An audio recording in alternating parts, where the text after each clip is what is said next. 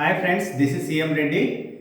Today in this video, we are going to discuss about thermodynamic cycles, reversible and irreversible process and energy interactions.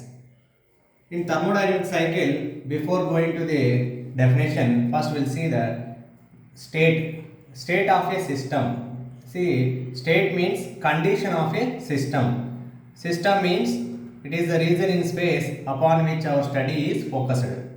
So, in this system, the conditions, what are the conditions? Prevailing conditions, pressures, volume, temperature. So, these conditions are called state of a system. Now, come to the process. Process means change of state. Change of state means first there is P1, V1, T1. That means first initially there is a pressure, volume, temperature. Conditions are like this. After the change of state, it may be changed to P2, V2 and T2. Pressure, volume, temperatures are changing. So change of state is called process. So now come to our thermodynamic cycle definition. A system is said to have undergone a cycle if the initial and final points are same. So when the system is said to have undergone a cycle, initial and final points are same. You see here, there is 1 to 2 is one process and 2 to 1 is another process. So here initial point is 1 and again final point also 1 to 2, 2 to 1. So this is called thermodynamic cycle. So 1 to 2 is one process and 2 to 1 is another process. And come to this system, here 1 to 2 is one process, 2 to 3 is another process, 3 to 1 is another process. So finally the points, initial and final points are same here also. So this is also a thermodynamic cycle. Okay, clear about the thermodynamic cycle. In this cycle there are three processes. 1 to 2 is one process, 2 to 3 is one process and 3 to 1 is the another process. Okay, next come to reversible and irreversible process. So reversible process means what? First see the definition. Reversible process means it is the process in which in the reverse direction follow the same path aspect as that of the forward path. In this thermodynamic cycle 1 to 2 is one process, that is forward process. 2 to 1 is another process, that is backward process. So in both aspects, forward path and reverse direction also, there is no effect on the systems and surroundings. That process is called reversible process. Okay, see here, there is a system here. This is our system. In this system I am supplying heat 1 to 2 process, Q1 to 2. In this process heat supplied is minus 30 and the effect the surroundings are plus 30. So 1 to 2 process heats 1 to 2 heat supplied is minus 30 and this effect is plus 30. And come to 2 to 1 process. In this system, in reverse process Q2 to 1 is plus 30 and on surroundings the effect is minus 30. So overall 1 to 2 in the system, 1 to 2 is minus 30, 2 to 1 is plus 30. That means in our system there is no effect. Okay, so that's why this process is called reversible process. So process which is not reversible is called irreversible process. Okay, here friction is one of the reason which makes the process irreversible, because friction means losses will be occurs. So the losses means, so there will not be same effect on the system and surroundings. So reversible friction is the one of the reason the process makes irreversible. So reversible process is a most efficient process because there is no friction. So that's why this process is called most efficient process.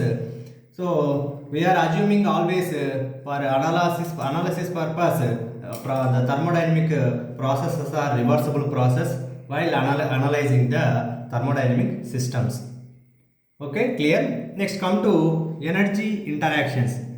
In thermodynamic system, already in the definition itself we have seen thermodynamics means energy transfer and heat and work. About heat and heat conversion to work, and disorganized form is converted to organized form. So that is our aim in thermodynamics. So now we are studying about work and heat separately. See the work. For example, I am taking this as a one system. In my system, battery is there, motor, and it is connected to one shaft, and this is connected to weights.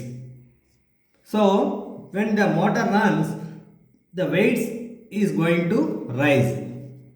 So then we can say that the work transfer is happened. See the definition? Work is said to be done by the system if the whole effect on the things external to the system. Here we have to observe external to the system. This is our system and this is the boundary and these are all surroundings. So external to the system there is a rising of weights.